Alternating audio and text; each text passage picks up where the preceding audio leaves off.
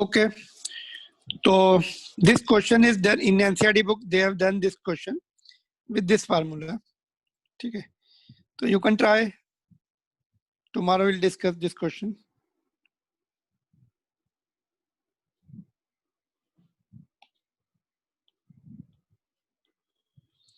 Clear? यहाँ तक things are okay. Yes, So sir. this is easy to remember this formula. जो भी side है divide by sine of angle of opposite, side के opposite वाला angle है ना. जैसे A है, ये A लेना है तो इसके opposite वाला angle ये बन गया, और B लेना है तो इसके opposite दो साइड जो बाकी दो साइड जो एंगल बना रही है उसका साइन लेना है. ये R है तो अदर टू साइड से उसका एंगल बनना है, उसका साइन लेना है ना. तो easy to remember, you can save your time. नहीं तो क्या करना पड़ता है, पाइथागोरस थ्योरम से ऐसे ये इसको परपेंडिकुलर डाला, फिर कैलकुलेशन में टाइम ज्यादा लगता है. फिर otherwise you can solve the question, no problem, but time you can save if you remember this. Fine. So now we'll see what is the next. Some more questions are coming up of previous formula. इसके formula, इसके question करने वाले हम लोग further. So let us see. ये question है, you can just note down. Let me also read what is the question. देखो, the magnitude of displacements A and B are 3 and 4 meter respectively, and C is equal to A plus B, considering various orientations. Orientation means angle. Orientations of A and B.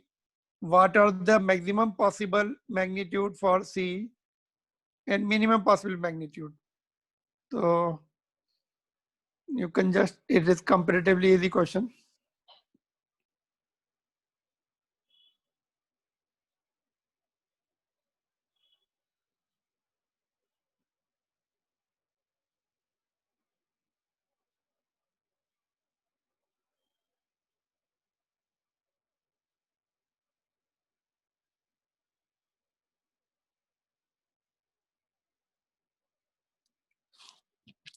Noted. Solve and send it to me. अभी सब लोग solve करके नहीं क्यों नहीं भेजते? Some of you are only sending. Asma, why don't you solve and send the homework? तो इसको सॉल्व करके भेजेंगे सभी लोग, नहीं तो फिर मैं तुम लोगों को क्लास में अटेंडेंस नहीं दूंगा. I will just, if you don't do homework I will not allow you to attend next day. Clear? बोलना नहीं सर आप मुझे एडमिट नहीं कर रहे, तो better start doing homework and send it. Okay, ये इजी क्वेश्चन है. You must have got the right answer but don't tell now. चलो आगे देखते हैं. फिर नोट कर लिया था ना सर? एक सेकंड वापस जाओ ना, एक मिनट. इससे पीछे इधर क्वेश्चन ही कॉपी करना है, क्वेश्चन ही कॉपी करना है. नहीं वो वाला क्वेश्चन.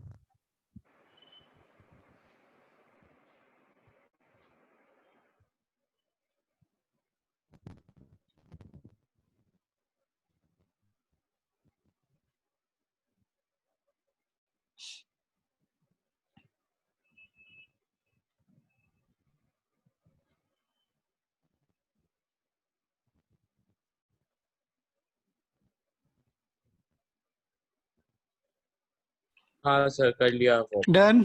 चलो तो अभी और देखते हैं, इसकी कुछ और क्वेश्चन भी मुझे कराने हैं. इसका देखो, right relation between vector A, vector B and vector C using triangle law of vector addition. तो इसका मैं करा देता हूं और इसका तुम्हें होमवर्क में रहेगा. First one you write, then I will write. First, ये फर्स्ट पार्ट है. वेदर ऑप्शन दे दूं, उसके इसके ऑप्शन ऐसे है. देखो, पहला ऑप्शन है C is equal to A plus B दूसरा ऑप्शन है B is equal to C plus A। तीसरा ऑप्शन है B plus C minus A is equal to 0। चौथा ऑप्शन है नन। सर ए के ऊपर एरो नहीं डाले आप। सबके ऊपर एरर। हाँ, third option. Third option is the answer coming, I don't know बाकी का क्या आ रहा है answer. Others, what about others? First answer has come C, that is third one.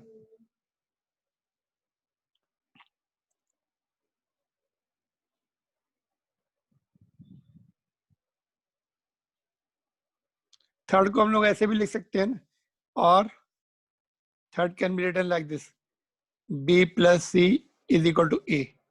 दोनों सेम है, जैसे अलजेब्रा में हम साइड चेंज करते तो माइनस हो जाता है ना। इसमें भी हम उधर भेज देंगे तो प्लस हो जाएगा, इधर लाएंगे तो माइनस हो जाएगा। तो थर्ड का दोनों सेम है। थर्ड ऑप्शन कैसे बोल सकते हैं थर्ड ऑप्शन? सर, क्योंकि वो आर है, मतलब ए को आर अज्यूम Okay. करते हैं, तो फिर B vector plus C vector is equal to R vector. एक मिनट जस्ट, हाँ थोड़ा सा, हाँ ओके। सबका थर्ड आ रहा है क्या? कोई और ऑप्शन भी है? बोलो। नहीं सर। तो चलो चेक करते हैं इसको। Let me first check whether, हाँ ठीक है। तो लेट अस सी, देखो triangle law of vector addition क्या बोलता है? Two vectors taken in the forward order. Forward order में कौन कौन से है? ये वाला है B प्लस B और C C। फॉरवर्ड ऑर्डर में, equal to third vector taken in the reverse order. ये थर्ड वाला हमने रिवर्स ऑर्डर में लिया, ये तो A के बराबर होगा। अच्छा, इसमें मैंने इसको थोड़ा छोटा बनाना था एक्चुअली, है ना। चलो कोई बात नहीं, नेक्स्ट क्वेश्चन में। ठीक है, तो ये तो सबको समझ में आ गया ना। तो three is the right answer, third option. ठीक है, होमवर्क के लिए फिर ये नोट करो, होमवर्क के लिए ये वाला।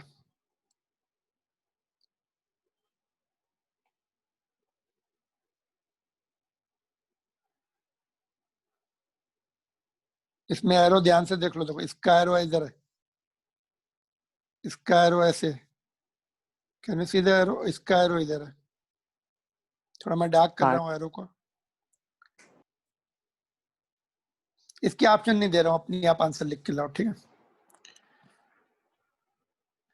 If you have any doubt in the first part, you can ask. ये triangle law, from triangle law, from triangle law.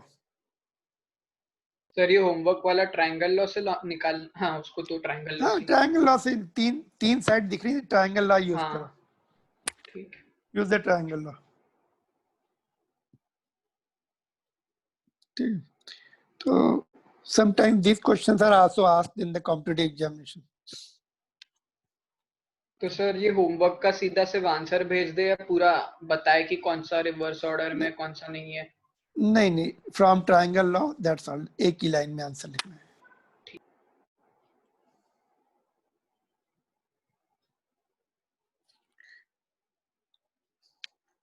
Done.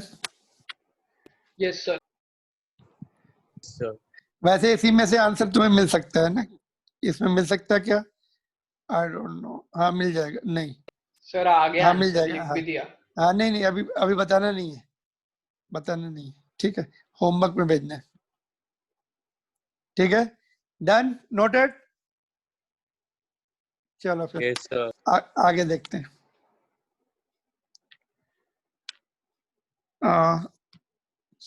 This is the question, ये भी होमवर्क में ही करो तो अच्छा है ना, just try to do more practice. Find the value of R in terms of A and B at theta is equal to 0, theta is equal to 180, theta is equal to 90 degree, in which case R is maximum and minimum. तीन angle है, 0 पर निकालना है, 180 पर निकलना है 90 पर।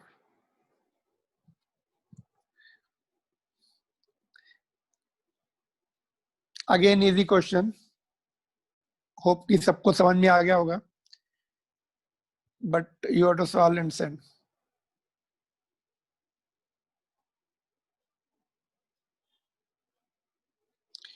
Find relation of R. Relation of R.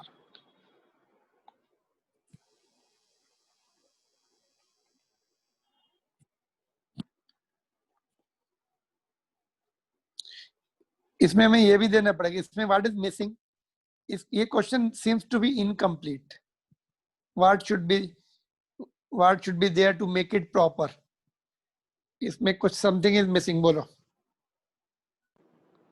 Sir कॉस ने दिया है ना? दिया है ना, थीटा, थीटा दिया है ना, अच्छा क्या Sir, वो मिसिंग है बोलो। R is equal to A plus B. If, क्योंकि we are talk, we should just give you the proper question. If R is equal to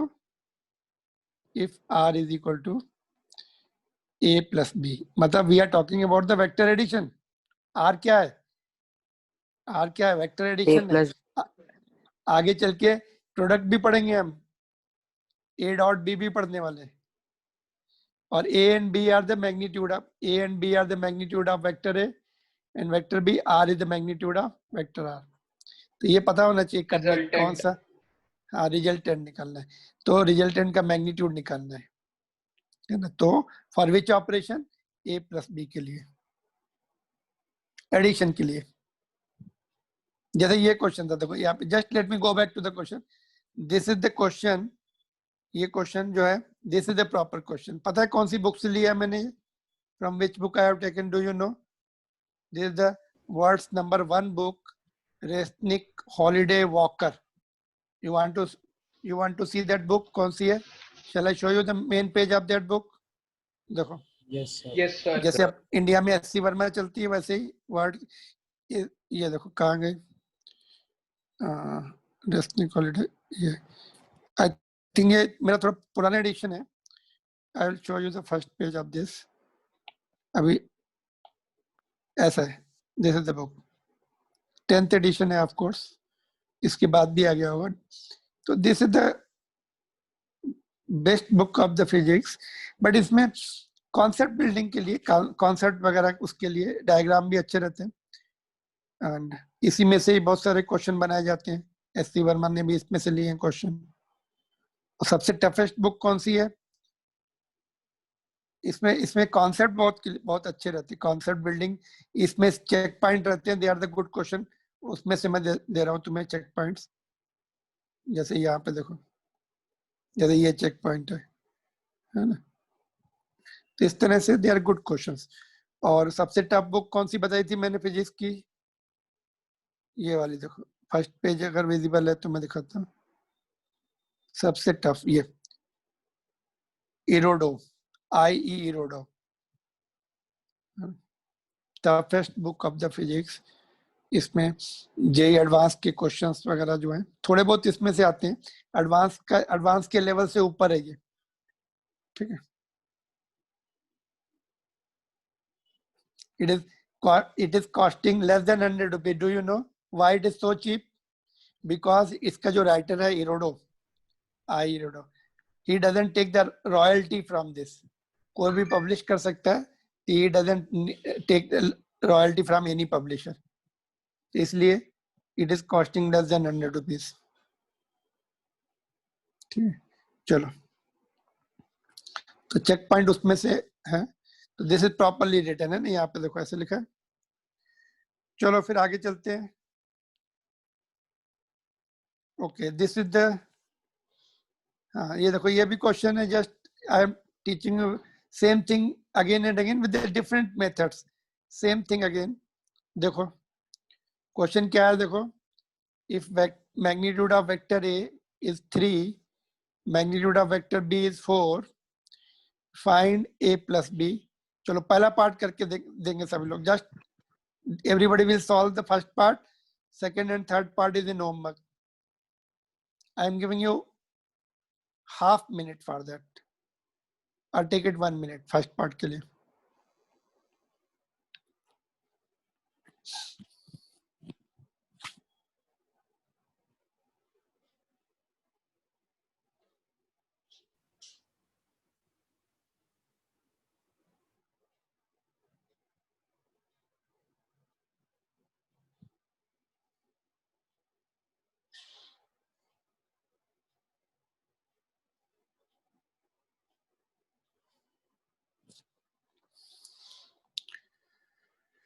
बोलो क्या आंसर आया फर्स्ट पार्ट का?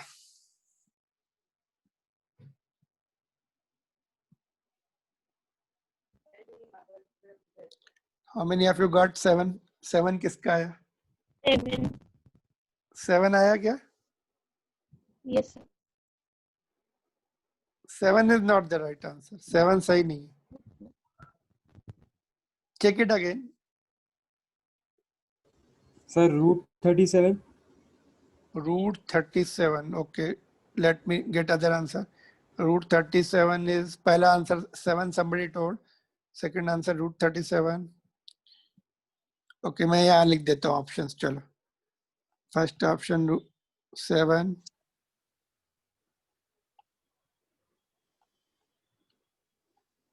B जो है root 37. C जो है 1. And D none. नहीं, D 5 भी है एक ऑप्शन. E none. इनमें से एक ऑप्शन है, बट नन होने से बहुत कॉम्प्लिकेशन हो जाता है ना? एक ऑप्शन तो है, बट नन में तो बहुत सारे ऑप्शंस हो जाएंगे फिर. चलो, पहला आंसर आया था 7, फिर रूट 37. किसी का 1 आया क्या? Anybody got 5? 1, 5 और अदर आंसर. जो आंसर आया इधर बताओ. एफ में लिख रहा हूँ मैं, ई में लिखूंगा नन वाले में. रूट 37 आ रहा है. कितना रूट? रूट 37. अच्छा, ये वाला ना. कैसे कर हाँ, रहे हैं सर. बोलो, क्या किया रूट 37 के लिए? सर वही r is equals to root a square Okay. plus b square A plus plus B 2ab का mod square. is nothing but A plus B का mod is nothing but AR, which is A. Okay, let me write again. जब तक तुम लोगों को ये confidence नहीं आ जाता. A plus B is nothing but R, mod of A plus B,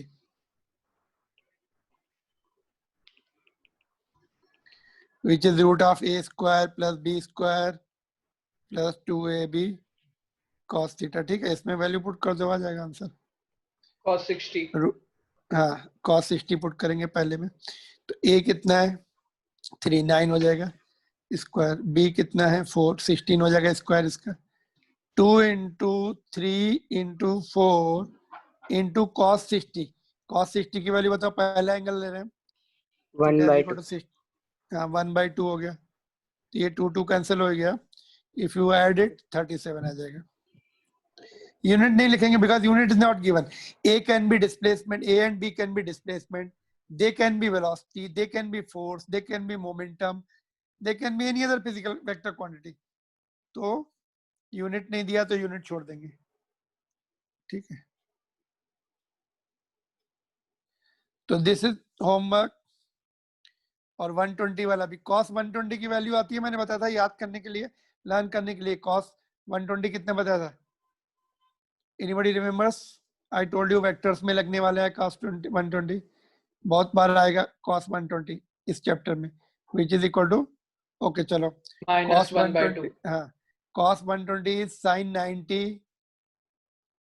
90 plus 30. sin 90 plus 30 is cos, sin जो है, एक मिनट, ये सॉरी sin नहीं, ये तो cos, पहले तो cos ही रहेगा ना. केवल हम इसको 120 को ऐड करके लिख रहे हैं. 90 plus 30 cos 120 को cos 90 plus 30 लिख सकते हैं. 120 can be written Yes, 90 sir. plus 30. तो अभी इसका फार्मूला cos 90 में क्या होता है? साइन हो जाता है, और सेकेंड क्वाड्रेंट में cos निगेटिव होता है, और ये थीटा है. 30 इज इक्वल टू थीटा, ऐसा हो गया.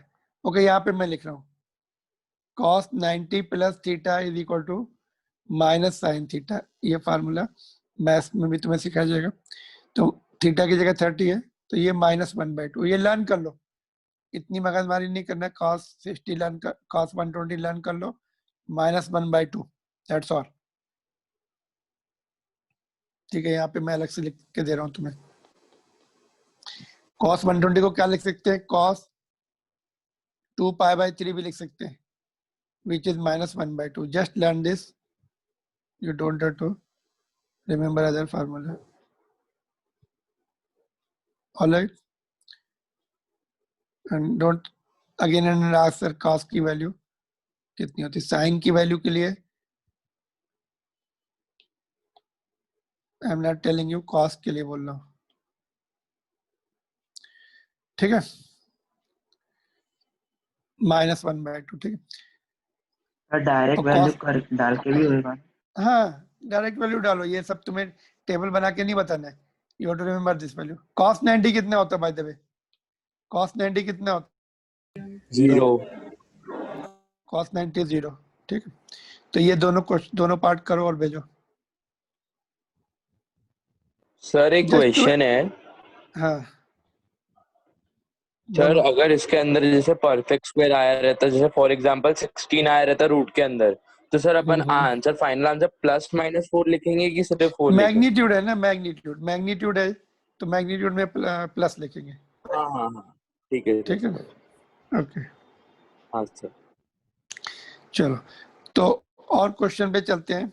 देखो ये क्वेश्चन इंपॉर्टेंट क्वेश्चन है और वेरी इंपॉर्टेंट भी बोल सकते हैं इसको।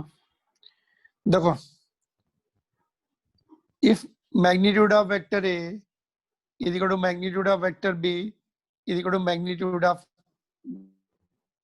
रिजल्टेंट, तीनों इक्वल है, मैग्नीट्यूड में इक्वल है ना, otherwise they can not be equal. Then find the angle between vector A and vector B. Find the angle between vector A and vector B. This is important question. You have to solve and send. ठीक है, इसको मैं sir A I'm B not और R की length same है? sorry, sir A B और R का length same है? हाँ तीनों सेम है, मैग्नीट्यूड में तीनों सेम है, मैग्नेट तो हाँ मैग्नीट्यूड में तीनों इक्वल है, तो कौन से एंगल पे ये पॉसिबल है ये निकालना है। At what angle vector A and B are inclined? इसको कभी कभी वर्डिंग्स में देते हैं तो तुम्हें समझना पड़ता है। यहाँ पे मैंने शॉर्टकट में दिया है। क्वेश्चन कैसा होगा और करके कैसा क्वेश्चन बना सकते हैं इसको बोलो। You frame the question, frame the question. So if angle A is 60 degree, 60 अपनी तरफ एंगल तो निकालना है। How can you take the angle a 60? You are अच्छा गिविंग द नहीं है। आंसर, नहीं एंगल तो निकालना है। देखो इसमें ओके एनीबॉडी एल्स वांट, इसको बिना सिंबल के वर्डिंग्स में बनाओ। क्वेश्चन बनाना आना चाहिए। क्वेश्चन तुम्हें If the किसी क्वेश्चन magnitude को of A, B and the resultant are equal, then find the Okay, angle okay. between two vectors. okay, do one thing. Everybody will make the, इसको solve तो करना ही है, but इसको दूसरा question भी, same question you write in your own wordings. I want to see कि तुम इस क्वेश्चन को कैसे लिख रहे हो। उसमें एक पर्टिकुलर पॉइंट है। I want to see whether you are just remembering that point. Already I told you one day previous class में। तो इसका क्वेश्चन भी बनाओ और करके यहाँ पर होमवर्क में है, एंड मेक द क्वेश्चन। इसमें विदाउट सिंबल, ये सिंबल नहीं लिखने, वर्डिंग्स में लिखना है ना, एंड देन सॉल्व। तो उससे तो क्या फायदा क्या होता है जेई में, जेई एंड नीट एंड ये कॉम्पिटिटिव एग्जामिनेशन में, तो same question will be given in 3, 4, 5 lines. तो उसको पढ़ के समझना भी आना चाहिए। तो moment you make your own question for the same question, you just make the other question और मेक सेम क्वेश्चन को पैराफ्रेज करो, तो you will come to know कि किस तरह से क्वेश्चन बनाए जाते हैं और सेम क्वेश्चन को कितनी तरह से लिख सकते हैं। कभी कभी ऐसा होता है क्वेश्चन किया हुआ होता है, समझ में नहीं आता है, एग्जाम में आता है। ठीक है, तो I want you to just write and then solve. क्योंकि सेम क्वेश्चन है ask in different various ways, कभी सिंबल, कभी वर्डिंग्स, कभी कुछ। ठीक है, तो this is important question. Will just see some more points.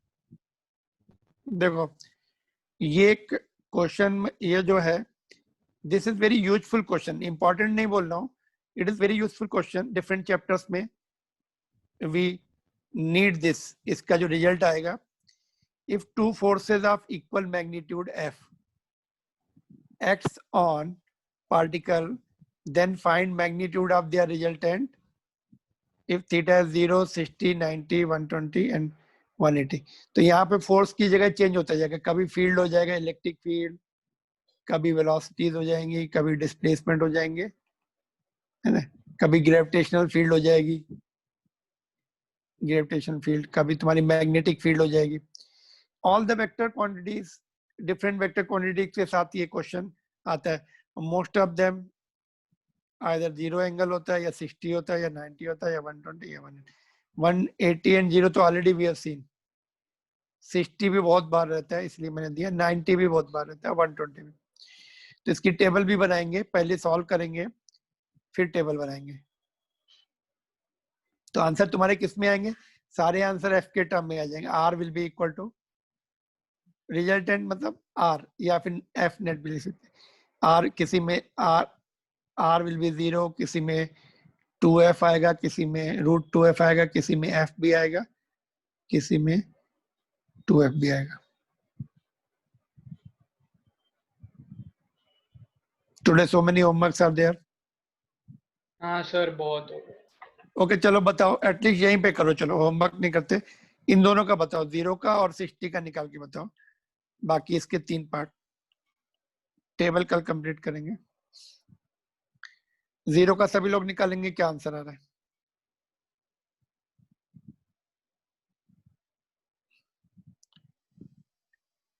Are भी लिख सकते हैं या एफ नेट भी लिख सकते हैं, दोनों सिंबल लिख सकते हैं.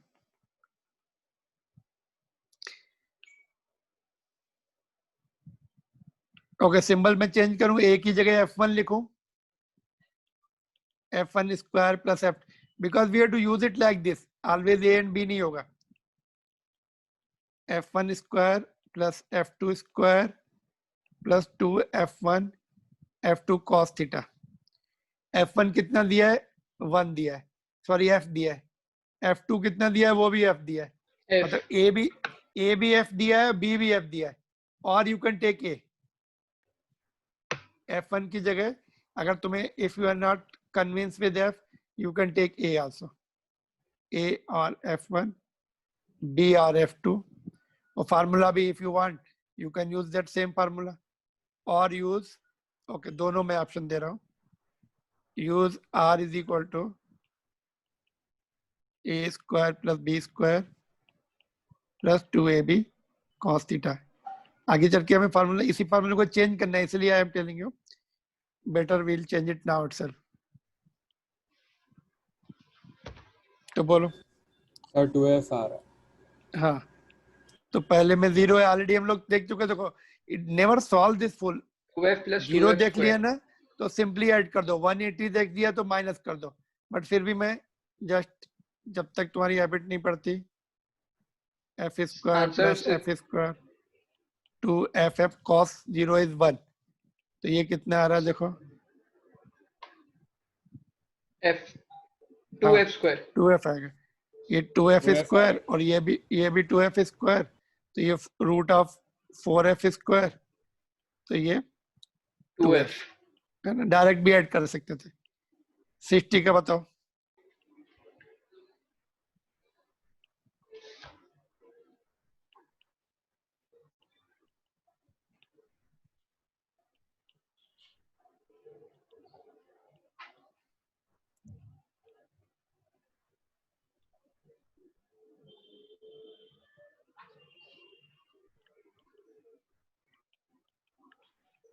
टू एफ एफ कॉस 60 कितना होता है?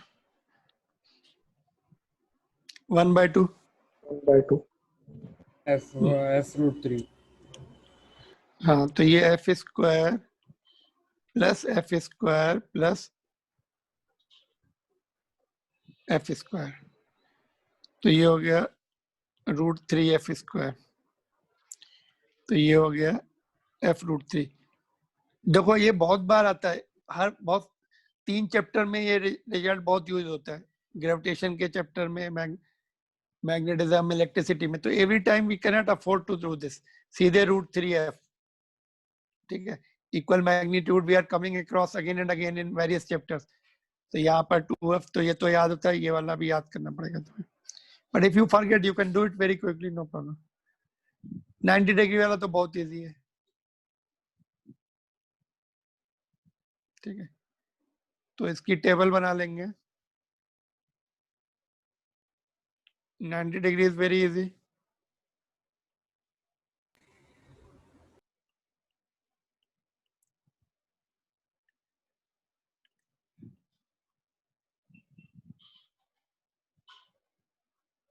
ठीक है, लास्ट टर्म तो 0 हो जाके cos 90 कितना होता है, अभी मैंने थोड़ी देर पहले पूछा था। 0 0 तो लास्ट वाला टर्म 0 हो गया, उसको छोड़ देते हैं ना।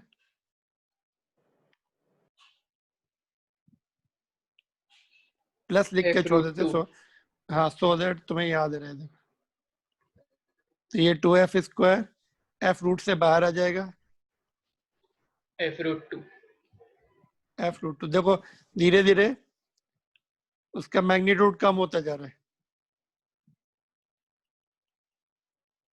ठीक है।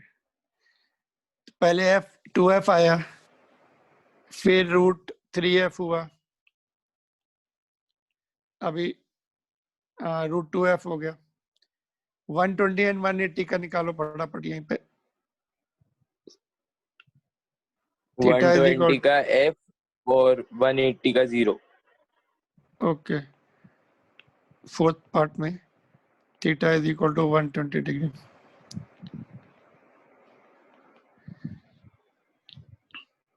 हाँ सर, इसका F आया। एफ आ रहा है पक्का? हाँ सर।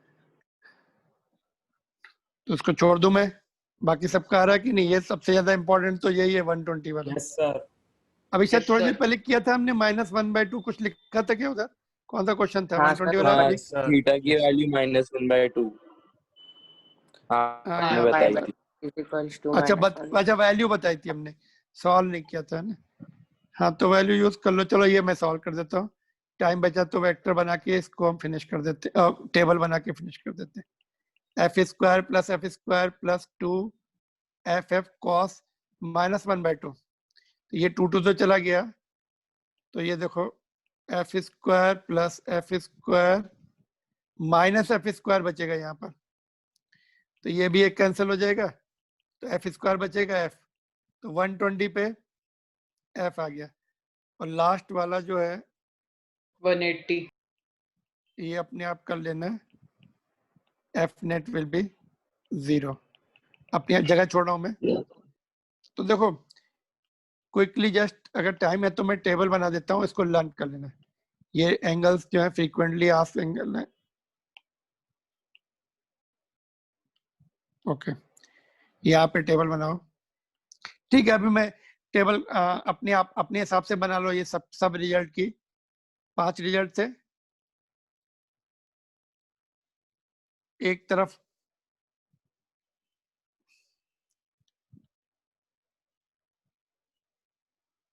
इसको देखो कैसे लिख सकते हैं, बेटर वे ऑफ।